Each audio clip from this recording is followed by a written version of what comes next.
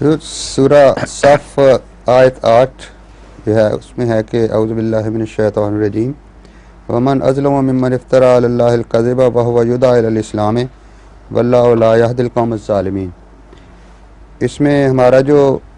ہے وہ تو ہے نا کہ یہ حضرت مسیح موعود علیہ السلام اور آپ کی جماعت پہ یہ چسپاں ہوتی ہے یہ آیت کہ ان کو اسلام کی طرف بلایا جاتا ہے، لیکن ایک غیر جماعت صاحب تھے وہ کہتے تھے کہ نہیں، یہ حضرت صلی اللہ علیہ وسلم پہ اطلاق پاتا ہے کہ اللہ تعالیٰ ان کو اسلام کی طرف بلاتا تھا، تو اس کا ظلم ہے پھر نعوذ باللہ من ذالک۔ جی اگر اللہ اسلام کی طرف بلاتا ہے جی تو پھر تو رسول اللہ صلی اللہ علیہ وسلم ازلم سچ مچ کہ نعوذ باللہ من ذالک ازلم بن جائیں گے۔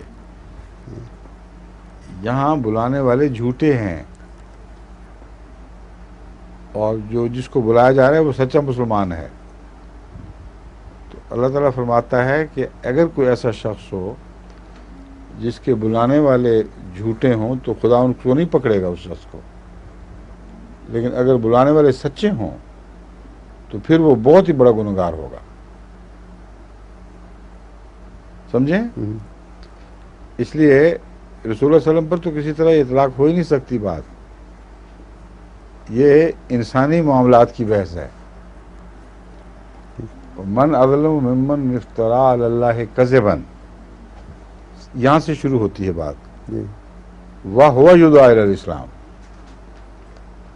تو اللہ تعالیٰ پر افتراء کر رہا ہے اور اللہ اسے اسلام کی طرف بلا رہا ہے، تو اس کا مطلب یہ ہے کہ خدا کے علم میں ہے کہ مفتری ہے اور میرے اسلام کی طرف بلانے کے باوجود میری طرف جھوٹ منسوب کر رہا ہے۔ یہ تو اتنی خبیثانہ بات اس شخص نے کہی ہے کہ اگر وہ استغفار نہ کرے تو وہ ملعون ہو جائے گا، کیونکہ خدا رسول اللہ صلی اللہ علیہ وسلم کو، یعنی اگر خود رسول اللہ صلی اللہ علیہ وسلم پر یہ آیت خدا کے حوالے سے چسپاں کی جائے نعوذ باللہ من ذالک، تو بنے گا کہ اللہ فرما رہا ہے کہ نعوذ باللہ من ذالک، رسول اللہ صلی اللہ علیہ وسلم سے زیادہ مفتری کون ہو سکتا ہے جسے میں اسلام کی طرف بلا رہا ہوں اور پھر بھی میری طرف افتراء کیا جا رہا ہے۔ اس لیے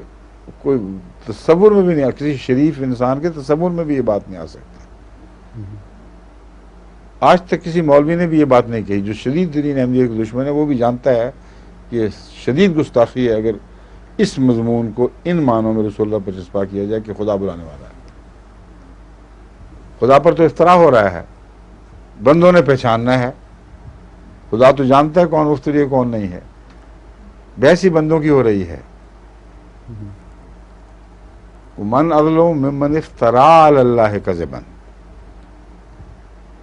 الکذبہ انہوں نے پڑھا تھا، مجھے تو کذبا یاد ہے، اللہ الکذب، الکذبہ ہے، ہاں جی اچھا اسی لیے میں کہوں چیک کرنا چاہیے فوراً، بعض ہوا اللہ غلط محاورہ الکذب، ہے، اللہ الکذب، الکذبہ۔ من اظلم ممن افترى علی اللہ الکذبہ وَهُوَ يُدْعَىٰ إِلَى الْإِسْلَامِ، اس سے زیادہ ظالم کون ہو سکتا ہے جو خدا پر الکذب، یہاں اس سے مراد ہے یعنی کذبن تو میں کوئی جھوٹ میں، اس لیے میرے دماغ میں کذبن دماغ میں رہ گیا تھا، اچھا وہ آج اصلاح ہو گئی اس بات کی۔ الکذبہ ہے، اس کا مطلب ہے کوئی بڑا جھوٹ، کوئی خاص معمولیت کا جھوٹ، ورنہ ہر جھوٹ بولنے والے کو اللہ نہیں پکڑتا۔ تو الکذبہ میں ہر قسم کا کذب بھی شامل ہو سکتا ہے، مگر اس موقع پر غالباً ال کا لفظ استعمال ہوا ہے یہ بتانے کے لیے کہ اس سے زیادہ ظالم کون ہو سکتا ہے جو خدا پر ایک معین جھوٹ باندھے تاکہ وہ مامور بن جائے۔ وَهُوَ يُدْعَىٰ إِلَى الْإِسْلَامِ، باوجود اس کے وہ جھوٹ باندھتا چلا جائے کہ اس کو اسلام کی طرف لوگ دعوت دے رہے ہوں، اسلام قبول کر لو، باز آ جاؤ، ایسا شخص جو ہے وہ کبھی ہدایت نہیں پا سکتا، خدا اس کو کبھی کامیاب نہیں ہونے دے گا۔ اب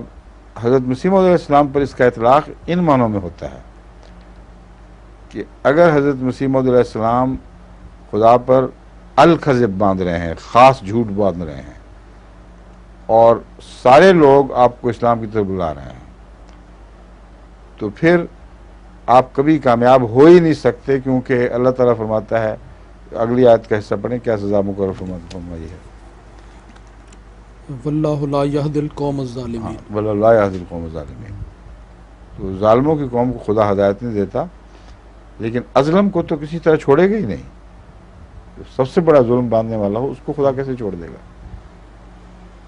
تو مراد یہ ہے اگر کوئی شخص ایسا ہو جو کر رہا ہو، اس کو بلایا جا رہا ہو، پھر بھی اللہ اس کی تائید فرمائے اور اس کو ترقی دے،